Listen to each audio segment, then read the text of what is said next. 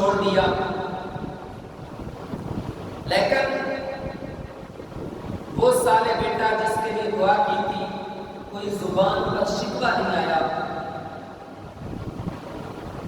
کہ ہمیں جنگلوں میں اکیلا چھوڑا جا رہا ہے،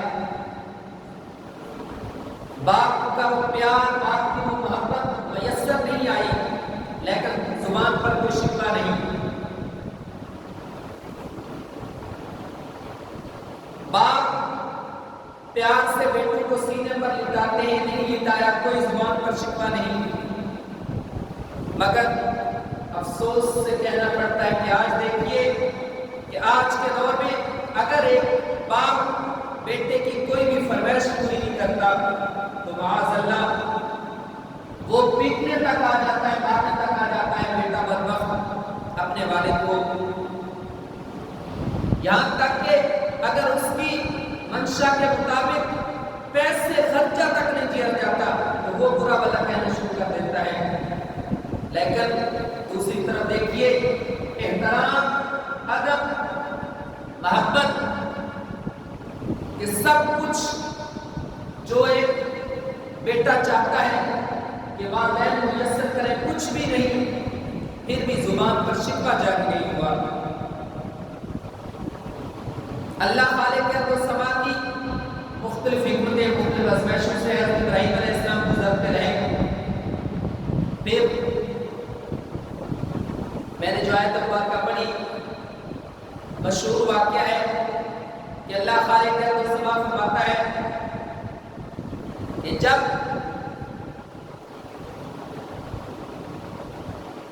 وہ سمجھداری کی عمر کو پہنچے تو اللہ خالق ارض و سما کی طرف سے حکم آیا، حضرت ابراہیم خلیل اللہ خواب دیکھتے ہیں نیند میں کہ اللہ رب العزت کی طرف سے حکم ہوتا ہے، اے خلیل اللہ قربانی کیجئے۔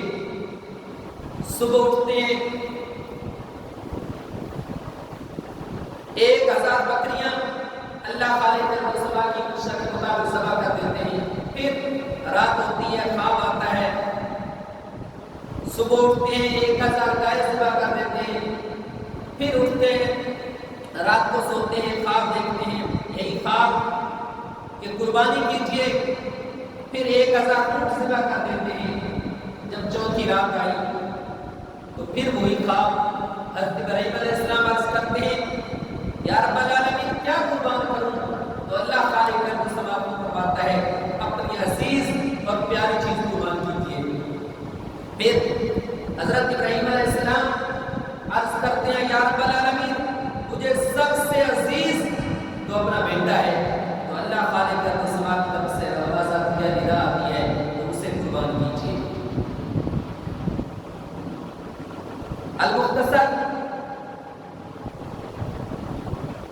گھر سے نکلتے ہیں، حضرت اسماعیل علیہ السلام اور حضرت ہاجرہ سلام اللہ علیہا مکہ مکرمہ میں ہیں، وہاں جاتے ہیں، حضرت ہاجرہ کو حکم دیتے ہیں کہ بیٹے کو تیاری کرائیے، میں نے اسے اپنے دوست سے ملانے لے کر جانا ہے، وہ بھی ایک پیغمبر کی زوجہ ہے اور دوسرے پیغمبر کی ماں ہے، وہ سمجھ گئی کہ آج کوئی امتحان ہے، انہوں نے تیاری کروائی اور علیحدگی میں کہا بیٹے جو تیرا باپ کہے وہی کر دینا، انکار نہ کرنا، اگر تو نے انکار کر دیا تو میری عزت پہ حرف آئے گا کہ باپ تو ایک نبی تھا، شاید دودھ میں کوئی کمی تھی، دودھ پلانے والی عورت میں کوئی کمی تھی کہ بیٹے نے انکار کر دیا۔ تیاری ہوئی، چل پڑے، جب چلے تو شیطان مردود جو شروع سے دشمن ہے اسلام کا، انبیاء کا، مسلمانوں کا، اس نے سوچا ساری دنیا حیران ہے کہ آج تک دنیا نے ایسا کوئی زمین و آسمان نے واقعہ نہیں دیکھا کہ ذبح کرنے باپ جا رہا ہے اور ذبح ہونے بیٹا جا رہا ہے، آج انوکھا واقعہ ہے۔ شیطان مردود نے سوچا کہ کسی نہ کسی طریقے سے اللہ خالق ارض و سما کے اس حکم کو میں نے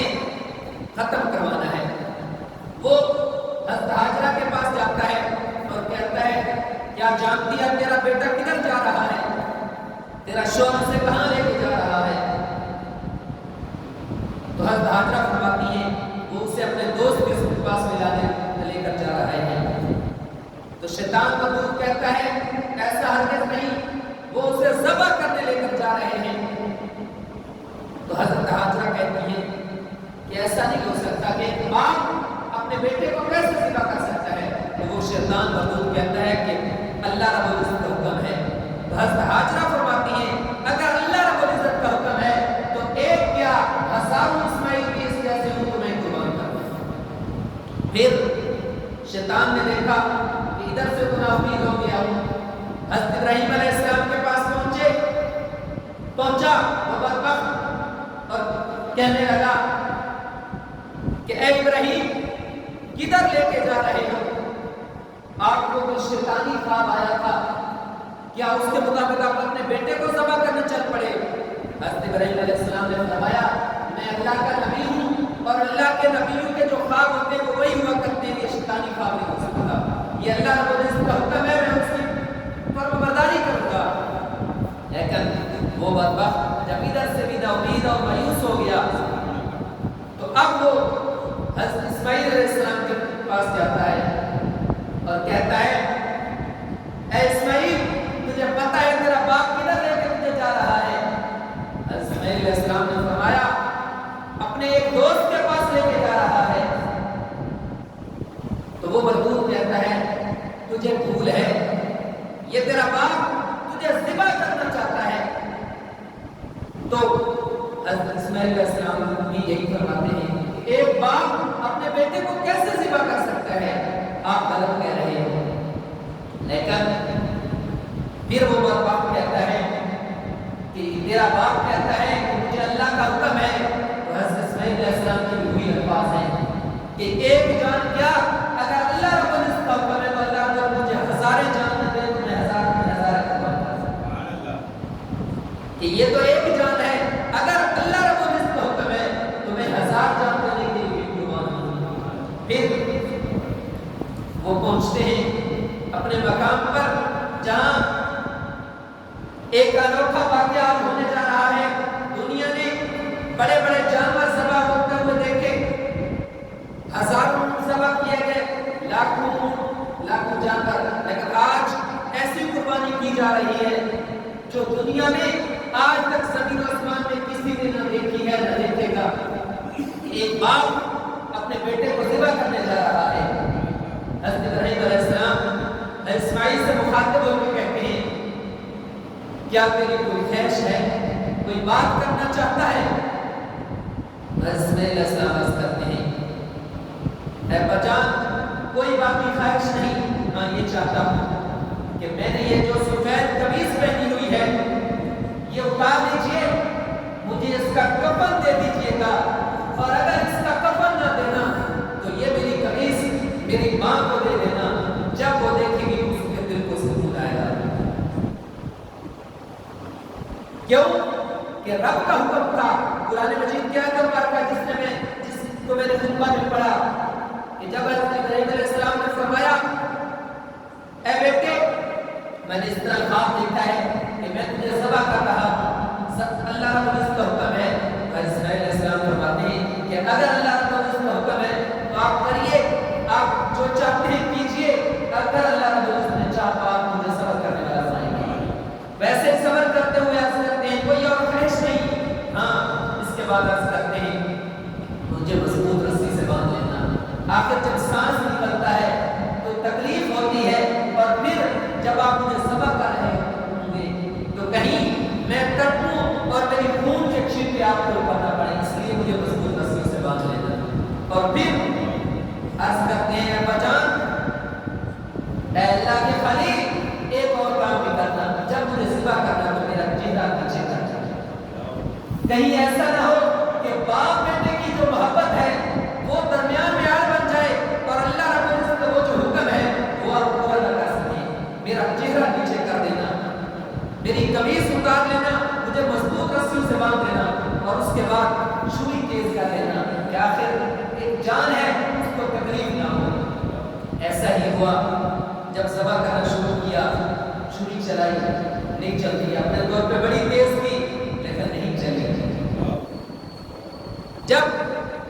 نہیں چلی تو اسماعیل علیہ السلام عرض کرتے ہیں اے بجان اس کو مزید تیز کیجیے. المختصر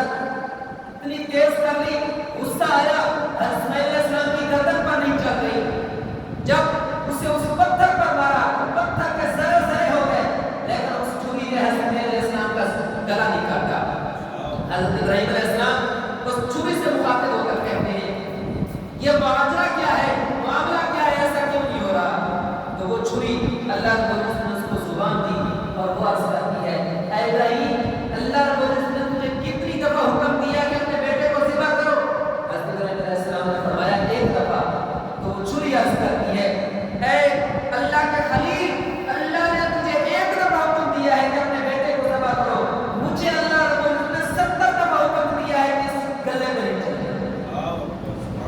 تو ایک حکم کے مطابق اس کام کے لیے تیار ہو گیا, مجھے اللہ رب العزت نے جب 70 دفعہ حکم دیا تو میں اس گلے میں کیسے چل سکتا؟ تو اللہ رب العزت نے حکمت وہ میڈا لایا گیا جس کے متعلق حدیث میں آیا کہ 40 سال سے وہ جنت میں پھل کھا رہا تھا, اور فرمایا کہ وہ میڈا اس نسل سے تھا کہ جس نسل سے حضرت آدم علیہ السلام کے اس بیٹے نے قربانی کی تھی کہ جس کے بیٹے کی جس کی قربانی قبول ہوئی. تو آج ہم اس سنت کو زندہ کر رہے ہیں, لیکن یہ قربانی تو شروع ہوئی سب سے عزیز چیز بیٹے سے. آج ہم تو ڈھونڈ رہے ہوتے ہیں کہیں اللہ کرے 5,000 روپے سستا ملے, ٹھیک ہے وہ ایک انسان کا لالچ ہے, لیکن اگر دل سے کریں تو 5 یا 10,000 میں سستا ہو جائے تو اللہ رب العزت قبول فرما لے گا. اور اگر شہرت ہے, دکھانا مقصود ہے, تو کروڑوں روپے بھی خرچ کر دیں, اگر رب کی رضا نہیں تو اور قربانی اپنے منہ پہ مار دی جائے گی. اور یہ آپ کو مثالیں ملتی ہیں کہ اللہ خالق کا دوست قرآن مجید میں ارشاد فرماتا ہے کہ کتنے ایسے نمازی ہوں گے کہ جن کی نمازیں